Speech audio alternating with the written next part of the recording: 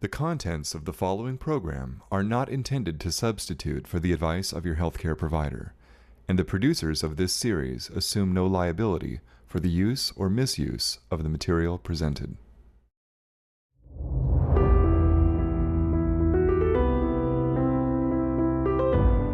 Creation or evolution, design or random chance.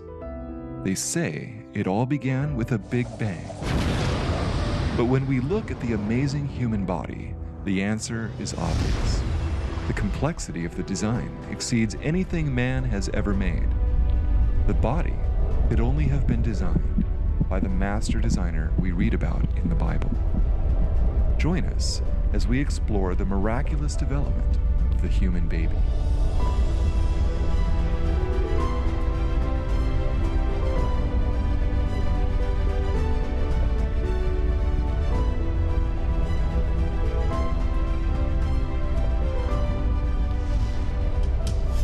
Divine design.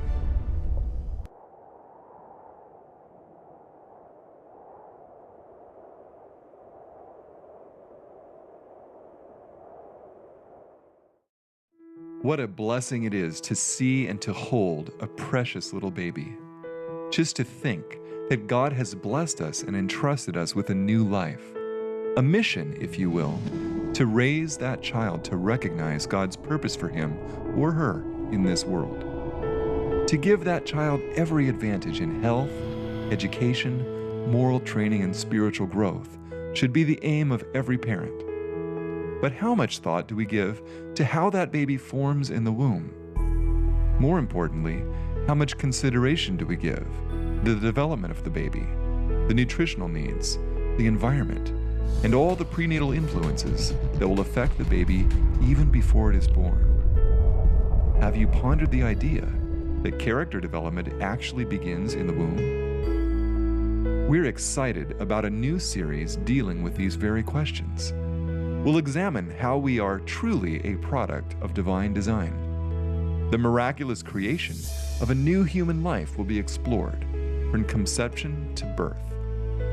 We'll see such things as the amazing journey of the egg, the incredible functions of the placenta, how the baby grows in the uterus, and how mothers and even fathers can affect the health and well-being of the baby before birth. We'll discuss labor and delivery, how to minimize C-sections, and comfort measures that can greatly help the mother through the prenatal period, during labor and delivery, and afterward.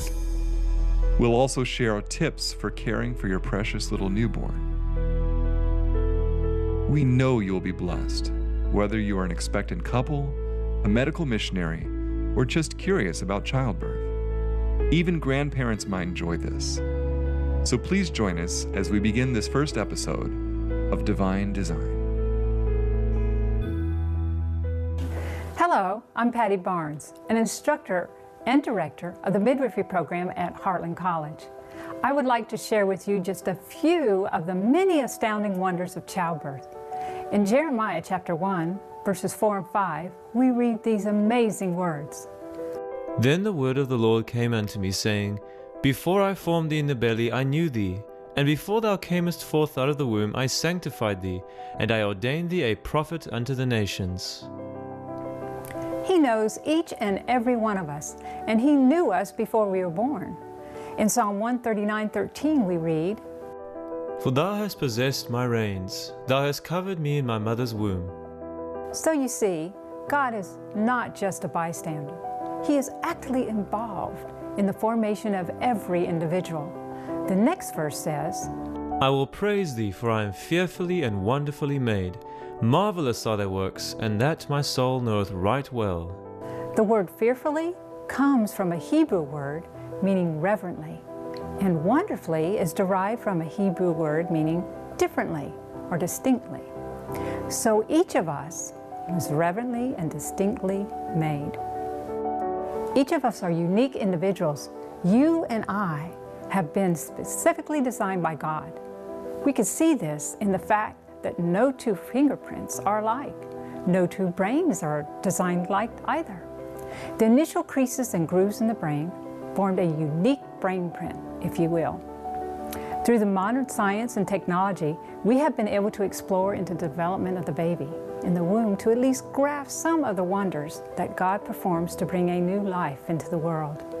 Today, we want to just take a peek into this amazing process of the creation of life in the womb.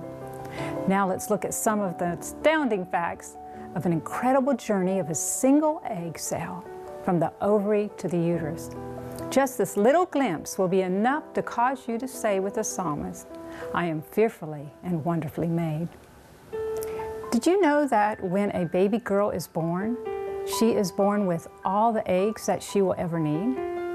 Approximately 400,000 egg cells are in her 2 ovaries. At the time of ovulation, 1 egg cell is released from one of the ovaries. The next ovulation will release an egg cell from the other ovary, and they alternate back and forth. Amazingly, if one ovary should become damaged and unable to release an egg, the other will sense the failure and release an egg instead. So there will always be an egg cell released. The oviducts, also called the fallopian tubes, have finger-like appendages at the end that captures the egg cell and draws it into the tube. Without this capture, the egg cell could wander off and perhaps eventually implant in the wrong place. This would mean no baby and possibly serious consequences to the mother. Once inside the fallopian tube, the egg cell becomes surrounded by thousands of little cells that act as escorts and nursemaids for the egg. They will supply the egg with all it needs. In addition to supplying the egg, they will also have a sticky surface that allows the egg to be propelled by the cilia, which are trillions of little hair-like structures that move the egg in a rhythmic waving motion through the tube toward the uterus. If the cell is fertilized, it will be within the first 24 hours of the journey. It is then called a zygote. The gender of the baby is determined at this point of conception. There are many miracles that take place in that process, but we won't have time to touch on them now. About 30 hours, the first cell division takes place. The egg is about the size of a dot on an I, or a period at the end of a sentence. It remains basically the same size when it divides, but now there are 2 cells rather than 1. These 2 cells divide to make 4. This process of cell division is called mitosis.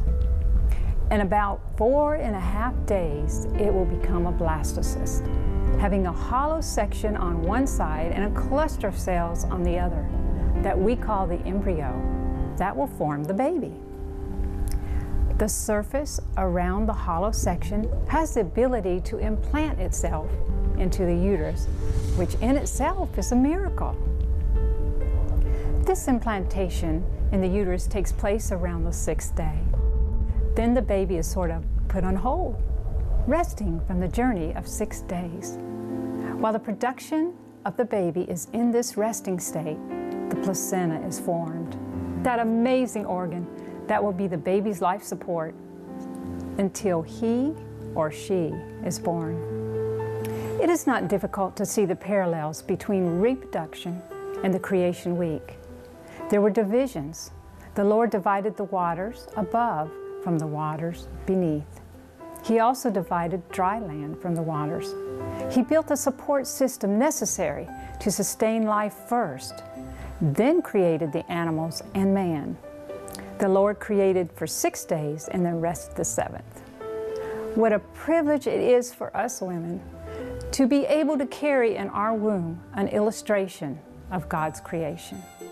Now we want to take just a quick glimpse at the support system that God has put in the womb for the developing baby. Remember that on the 6th day, the blastocyst implants itself into the uterine wall? Another amazing thing begins to happen.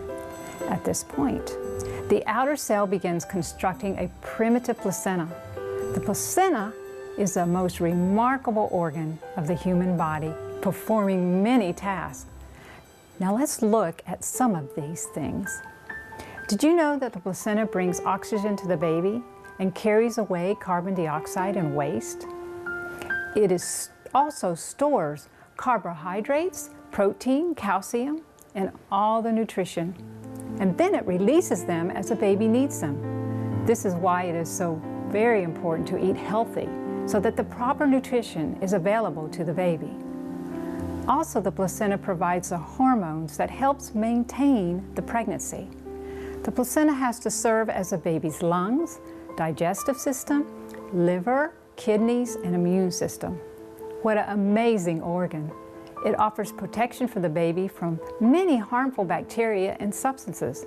But there are some things that can cross the placenta and adversely affect the baby.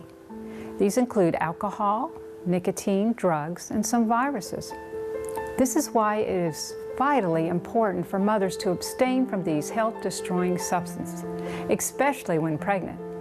We will speak more on this subject a little later.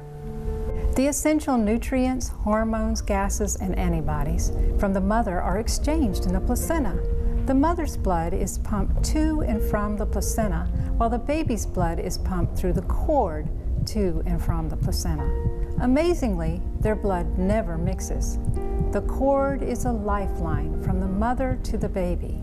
This should remind us that spiritually, Christ is our lifeline, linking humanity to divinity, our hearts to His heart, and providing everything we need to live the Christian life. At birth, the Lord provides miraculously for the baby's own organs, now fully formed to take over. The lungs, the kidneys, the liver, and all the other organs take up the work that the placenta has been doing for the past 8 months or more. As you can see, none of this could possibly happen by chance. We are truly fearfully and wonderfully made. After the baby is born, another miracle must take place to save the mother's life. Contractions eventually cause the expulsion of the placenta. When this happens, as many as 20 severed arteries are left behind, with the potential pouring out about a pint of blood every minute. Since the average woman only has 5 to 6 quarts of blood in her body, you can see the emergency situation created here. Within 10 minutes, all of her blood could be drained. There's no need to panic, however. In God's infinite wisdom, He provided each of the severed arteries with a precisely placed muscular sphincter that closes off the vessel like a hemostat, pinching it closed to prevent loss of blood. This amazing process takes place so quickly that on the average, only about 1 pint of blood is lost. How thankful we should be for this disposable organ, the placenta. It has performed its task well and is ready to fade away. This is not just some old tissue we called the afterbirth, but the support system that provided for the baby all these months in the womb until the umbilical cord was cut. In the devotional book, Our High Calling, page 45, we read, "Measure the cord, if you can, that has been let down from heaven to lift man up. The only estimate we can give you of the length of that chain is to point you to Calvary." Join me next time for more about our divine design.